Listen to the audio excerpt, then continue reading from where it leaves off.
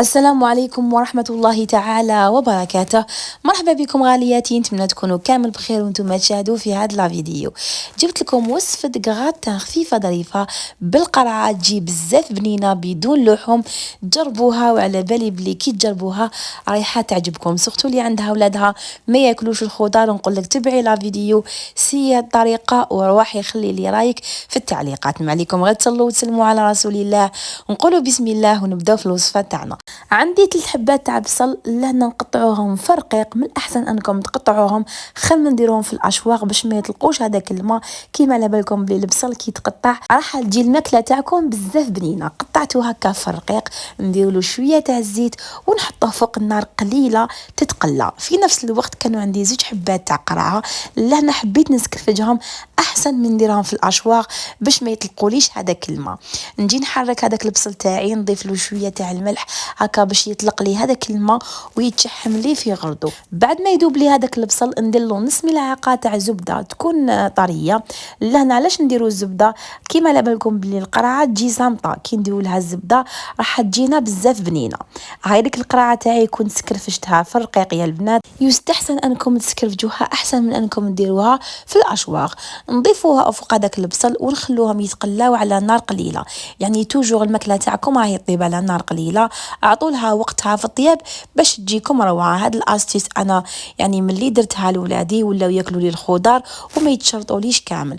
درت لها شويه تاع الملح، فلفل اسود، شويه راس تاع الحانوت، خلطهم جيدا وضفت لها لهنا كميه تاع المعدنوس كيف تقطعوه في رقيق وتخلوها تتقلى في غردها. في نفس الوقت كانت عندي كميه تاع بطاطا لهنا كيف كنت قليتها. والكغاتا تاعنا تاع هذا اليوم تقدروا ديروه في الفرن كيما تقدروا ديروه في المقله. يعني صراحه انا دي فوا نديرو في الفوغ ودي فوا نكون مزروبه نديرو غير في المقله، تجيني واحد الكغاتا روعه. يعني اهم شيء انكم تتبعوا المقادير. لهنا يا حبيت ندير لا كريم فريش اللي كنت سبق وصنعتها معكم، لكن حنديرها خفيفه، يعني مانيش حنديرها ثقيله كيما درتها معكم في الفيديو. درت كيله تاع الحليب، لهنايا درت كيله تاع الحليب وكيله تاع الزيت، نخلطهم جيدا بالبا ميكسور. ولهنا كانت لا كريم فريش يعني في ميزون تاعنا واجده. حكمت لهنا 2 حبات تاع بيض، درت لهم شويه تاع فلفل اسود، شويه تاع الملح، نخلطهم جيدا ونضيف فوقهم هذيك لا كريم فريش اللي كنا خدمناها. للامانه يا البنات الوصفه اللي كنت درتها في قناتي درت القوام تاعها ثقيل. لهنا اذا حبيتوا ديروها خفيفه كيما هذه ديروا كيله بكيله. لهنا كانت البطاطا تاعي كانت تقطرت جيده من الزيت، قطروها مليح من الزيت يا البنات.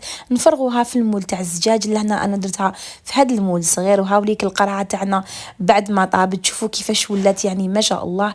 نحاول نسويها كاع في المول تاعي ونحاول يعني ندنيها في الجوانب باش كي نفرغوا الخليط راح يجينا كامل في الجوانب. ندخلوها للفرن اللي كان سخون، طيبوها من تحت. لهنا بعد ما طابت ندير لها شويه تاع الجبن، كان عندي جبن تاع الشيدار نسكرفج لها هكا في الجبن كامل وندخلها جوست يعني يذوب لي بك هذاك الجبن ونعاود نجبدها. ولهنا كان الكغاتا تاعنا واجد، تشوفوا يوجد في وقفه. يعني صراحه انا كي نحصل ولا نكون عيانه ندير هاد الكغاتا يعني اللي يجي بزاف بنين. وكيما قلت لكم اللي عندها ولادها ما ياكلوش الخضره تجرب لهم هاد الاستيس وتخلي لي رايها في التعليقات. انا ولادي صراحه يعذبوني شويه في الخضره، دائما نلقى لهم هكا هاد الطرق يعني باش نوكلهم الخضره وميم طون تجيهم بنينه. ولا هنا اللي ما حبتش دير لا كريم فريش تقدر دير صلصه الجبن تانيك حتجيها الكغاتان بزاف بنينه.